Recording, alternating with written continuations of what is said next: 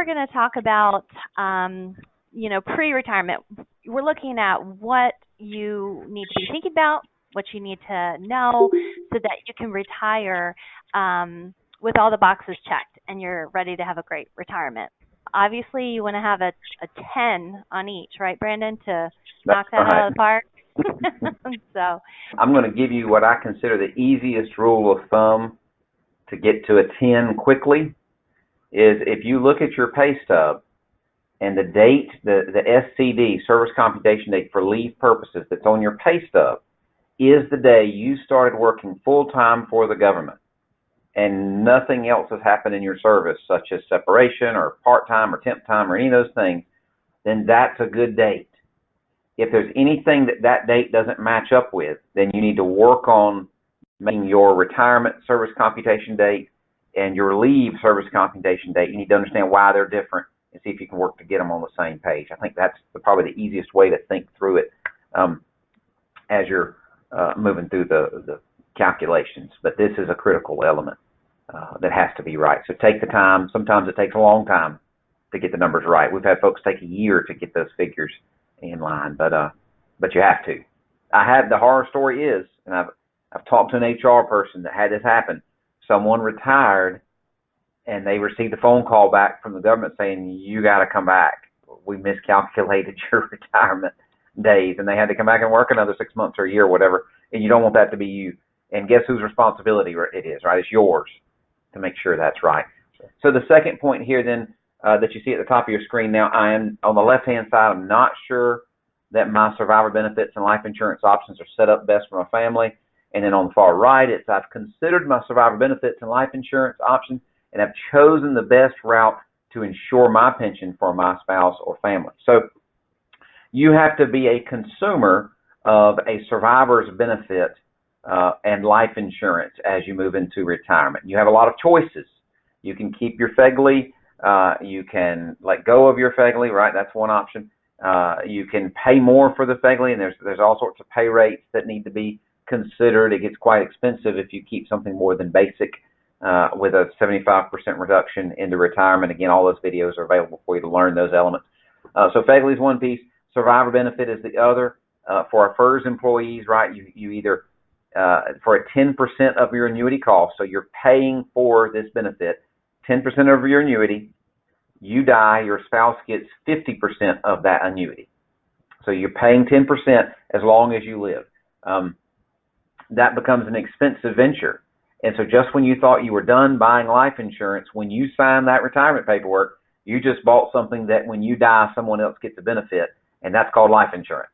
And so in that survivor annuity, there's a lot of dollars to be spent and a lot of dollars that potentially could benefit your spouse. Is that the best choice for you, just to take the 50% and run with that? And the answer is it depends. Depending on your age differential between you and your spouse, and your other assets that you have, you may need to look carefully at buying other life insurance and taking less of a survivor benefit. You need to compare those prices and be a wise consumer with those dollars, because many of you are going to spend $300 to $500 a month in this survivor benefit. And if your spouse dies first, you get none of that back. That's gone, right? But this next one is about Social Security. Social Security is the one that if you're not there, it's not very meaningful to you. That's why I'm letting that one slide for us. The TSP one is obviously very valuable to you, because on the left-hand side, if you're not sure how the TSP funds and other investments are going to be used specifically to fit your retirement goals, we have a problem. Otherwise, you need to know, this statement is very important, I know how to leverage my TSP and other investments effectively in retirement. And by that, we're discussing how you're going to draw this lump sum. What you know of is this large amount of money in your TSP, and then you're going to have a day of retirement, but you have one date, one lump sum. What do I do now? And so the TSP needs to represent an income stream of some form or fashion. It may be to supplement your living. It may be just to go on vacations, to pull in and get out for a vacation or a car, or grandchildren's college education, or whatever you want to do. But you need to determine how you're going to use it before you leave. work, because when you determine how you're going to use it and how much you're going to use, then the question is, how long will it last, right? The number one question we get, and we survey hundreds of people a year from the federal government. Number one question is, well, do I have enough? Will my money last? How is this going to work? That third leg of the stool, right? You got your pension, your Social Security, your TSP. How will that play out? And the answer to that question is, again, it depends on your lifestyle and how big your gap is. So once you figure in what your pension and your Social Security is going to be, you have a standard of living that you're enjoying today. And if there is a gap, then you need to draw from your assets enough to make that gap close. If you do that, will that money last? So you invest your money and you build your plan not for the day of retirement, but for the decades to come. Let's go to the next one. Your two enemies in retirement. Your two enemies in retirement are taxes and inflation. And so you must have a specific game plan of how you're going to attack taxes and inflation. Now, in general, historically speaking, inflation can be maintained for the most part in the stock market. Now, I'm not advocating that you take a lot of risk if that's not who you are, but when we look back at the numbers, we see high inflationary periods oftentimes having higher rates of return, not day by day, but over periods of time. And that's a way to keep that at bay, if you will. One way, potentially. Second is dealing with taxes. Now, we know that historically, we're in a low tax environment. Right or wrong, that's what we're paying in tax. And so the question that you have to ask is, do you think taxes will be better or worse for you personally later? Will you pay more or less? And the general consensus is, well, I'll be retired, I'll have less money, so I'll pay less tax, and I'll be older, so I'll pay less tax. The real concern, though, is if you pay less taxes because you have less money, and I bet if I had each of you in a conversation, I bet all three of you would say, I don't want to live on less money. I'd like to keep my lifestyle about where it is today.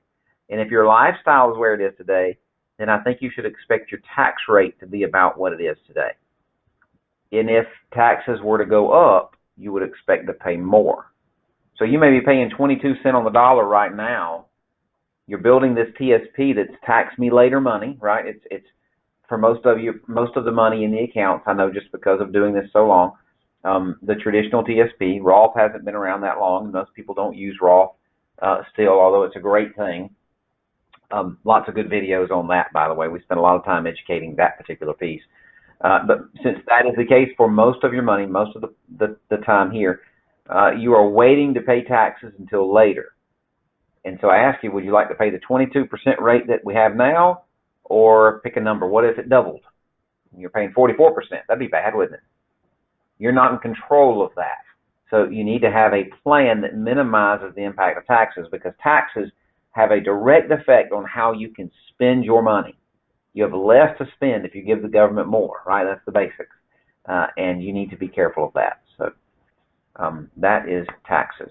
I've kind of addressed FEGLI when we talked about survivor benefit.